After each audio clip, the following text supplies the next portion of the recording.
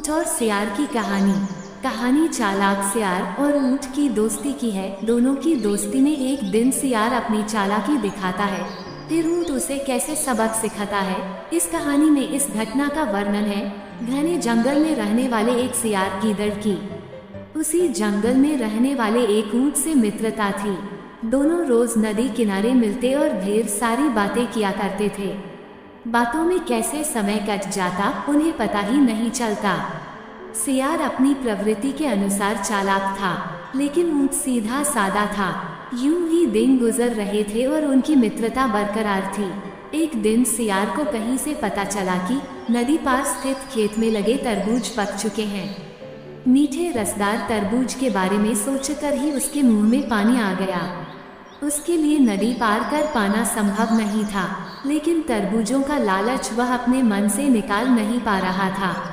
अंत में उसे अपने मित्र ऊंट की याद आई और वह तुरंत उससे मिलने चल पड़ा। जब वो ऊंट के पास पहुंचा तो उसका स्वागत करते हुए ऊंट बोला, आओ मित्र आओ। कहो आज दोपहर को ही कैसे आ गए? मित्र, मैं तुम्हें नदी पार के खेत में लगे तरबूज के बारे में बताने आया हूँ। सुना है तरबूज पक गए हैं। ऐसे मीठे तरबूज खाकर तुम जरूर खुश होगे और तुम्हारी खुशी में मेरी खुशी है। मैं कैसे तुम्हें बताने न आता। बस दौड़ा चला आया। सियार ने चिकनी चुपड़ी बातें शुरू की। ऊंट को भी तरबूज का स्वाद पसंद था।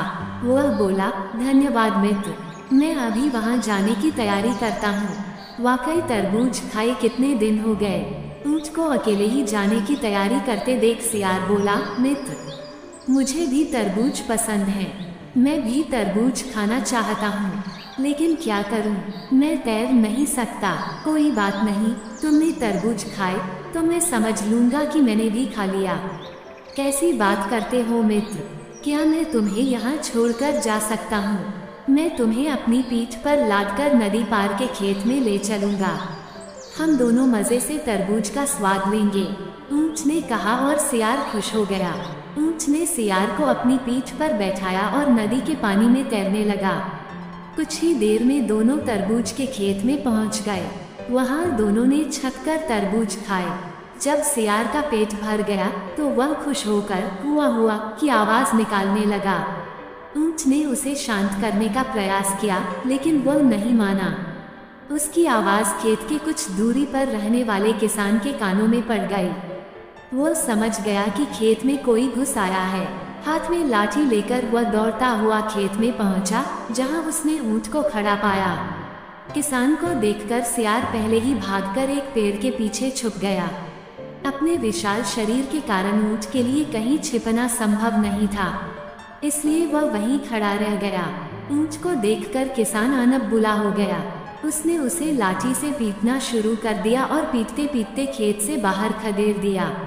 ऐसी जबरदस्त धुनाई के बाद बेचारा ऊंट कराहते हुए खेत के बाहर खड़ा ही था कि पेड़ के पीछे छुपा सियार चुपके से खेत से निकलकर उसके पास आ गया।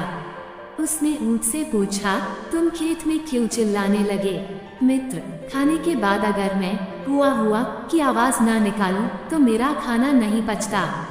सियार ने उत्तर दिया। उसका उत्तर सुनकर ऊंट को बहुत क्रोध आया, लेकिन वह चुप रहा। दोनों जंगल लौटने लगे। मार खाने के बाद भी ऊंट सियार को पीठ पर लाके नदी में तैर रहा था। सियार मन ही मन बड़ा खुश था कि ऊंट की पिटाई हुई। जब वे बीच नदी में पहुंचे तो अचानक ऊंट ने पानी में डुबकी लगा दी। सियार डर के मारे चीखा, ये क्या कर रहे हो मित्र? मुझे खाने के बाद पानी में ऐसे ही डुबकी लगाने की आदत है। ऊंट ने उत्तर दिया। सियार समझ गया कि ऊंट ने उसके किए का बदला चुकाया है। वह बड़ी मुश्किल से अपनी जान बचा पाया और पूरी रास्ते डरा सहमा सा रहा। उसे अपने किए का सबक मिल गया था। उस दिन के बाद से उसने कभी ऊंट के साथ चालाकी नहीं की। सीख, जैसे को तैसा।